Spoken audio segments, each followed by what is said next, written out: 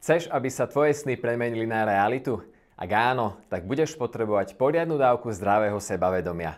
Práve ono je kľúčom k tvojmu osobnému aj profesionálnemu úspechu. Toto je 6 tipov, ako si ho môžeš zvýšiť. Za prvé, začni so sebou hovoriť s rešpektom a pozitívne. Daj si sám pre seba záväzok, že začneš svoj deň dobre naladený. Každé ráno si povedz sám pre seba niekoľko povzbudzujúcich výrokov, napríklad dnes zvládnem všetko, čo mi príde do cesty. Za druhé, rozvíjaj svoje silné stránky. Zamysli sa, aké to sú a začni ich vedome rozvíjať, predovšetkým vtedy, ak ti vedia byť nápomocné pri naplňaní tvojich snov a cieľov. Za tretie, zaraď do života nové návyky. Bude si to vyžadovať nielen motiváciu, ale predovšetkým disciplínu. Dôležité je aj stanovenie si časového harmonogramu. Za štvrté, vizualizuj si svoj úspech. Predstav si, aké to je, keď si úspešný.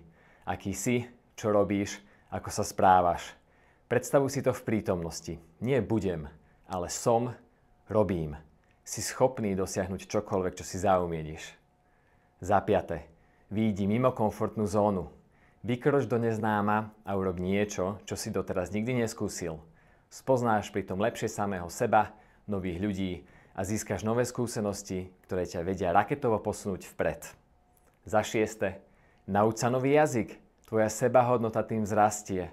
Ak potrebuješ pomôcť práve s týmto bodom, prihlás sa na našu online bezplatnú ukážkovú hodinu angličtiny hneď teraz a získaj spôsob, ako sa naučiť po anglicky raz a navždy.